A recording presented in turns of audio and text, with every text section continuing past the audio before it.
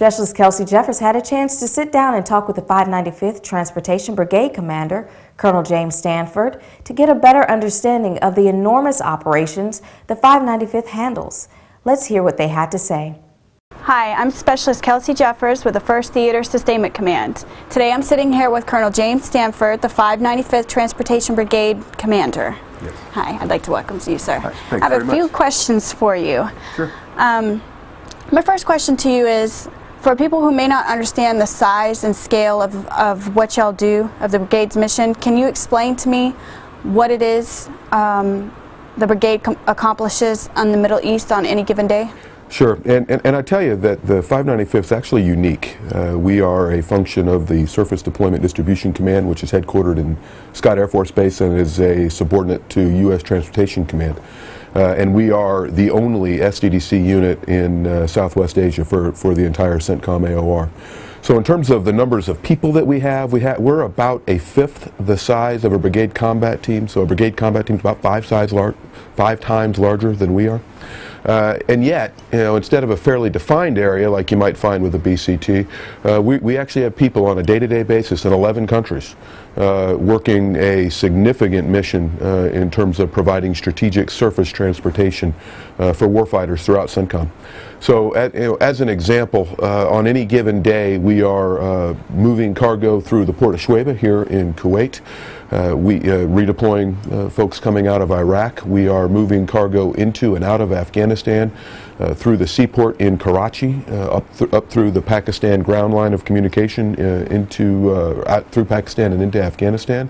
We run what we call multimodal operations, where cargo may sail into a seaport, be transferred over to an airplane and flown into Afghanistan in places like Dubai and Jordan. We move foreign military sales equipment out of Jordan and Qasr, which is in Iraq, into places like Taji and Baghdad for the Iraqi government. And we do similar kinds of foreign military sales for the Afghan government as well. In addition to that, we've got ammunition operations, which we do at KNB. We load and unload ammunition ships for support for warfighters throughout the CENTCOM AOR, and we do the same thing for the Air Force in Qatar. So it's a pretty significant mission done with a fairly small amount of people. We leverage a small group of people, and mostly the way that we do that is what we tell people is the warfighter has requirements to move equipment and material from one place to another. And while we don't own ships and trucks or any of those sorts of assets, we are the link to the commercial capability to do that. So we provide the coordination and the funding and the expertise in order to get units hooked up with a commercial ship, you may have heard of Maersk or American President's lines, and we have the capability to put them on those vessels and get them back and forth from the continental United States to the CENTCOM AOR. So a pretty significant mission done with a fairly small group of people. And how long has the 595th Transportation Brigade been here in Kuwait? Well, as I said, we are a function of SDDC. And as a result of that, the SDDC didn't have anything in theater really on a permanent basis until 2005. This was stood up as a provisional brigade in 2005, and now is an enduring unit here in the CENTCOM AOR. So whereas other units deploy into and out of the AOR, we are a permanent presence, and our personnel deploy in and out, but the flag stays here. We've been, and as I said, since 2005 and on an enduring basis since 2008. How important is the 595th Transportation Brigade to the Iraqi drawdown? Well, I'd say it's critical. And there are a whole bunch of folks that have that have inputs to getting cargo out of Iraq and down to Kuwait. As an example, out of Iraq over the last 3 months, we've moved somewhere in the neighborhood of 10,000 pieces of cargo directly back to the continental United States. And then as well, all that material that comes out of Iraq that is going back to the continental United States or is going to Afghanistan generally goes through the port of Shuaibah here in Kuwait. And we will move upwards of 2,000 pieces of equipment every month out of Shuaibah. It's a really good size operation.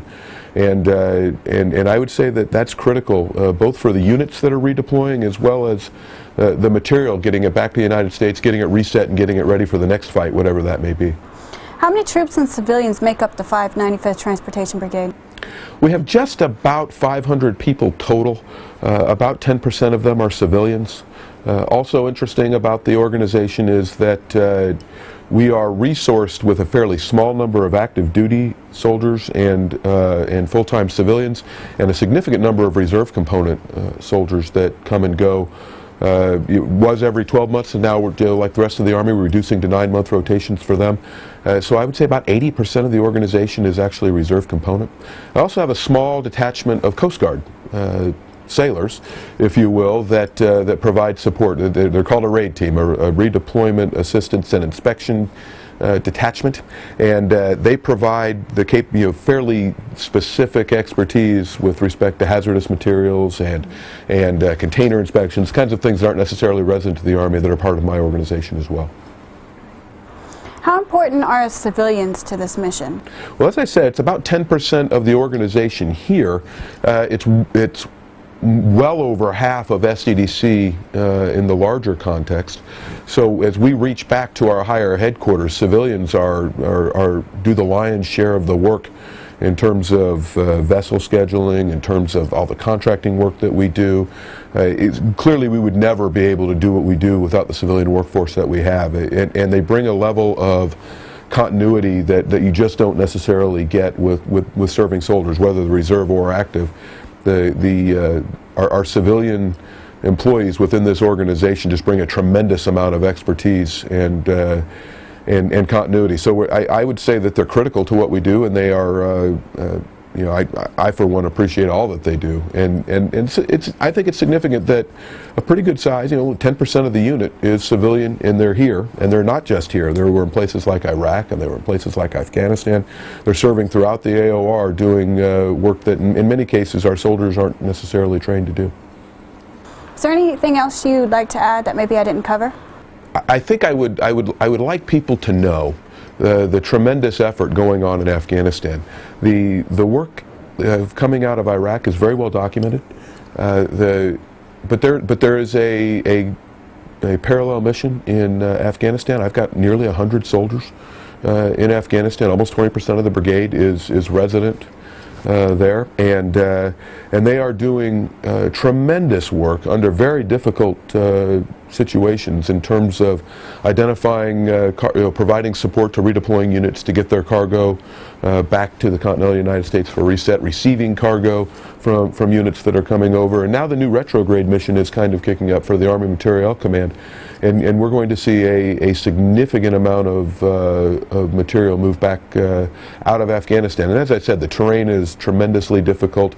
There's no seaport, obviously. It's a landlocked country, which makes this particular kind of work more difficult.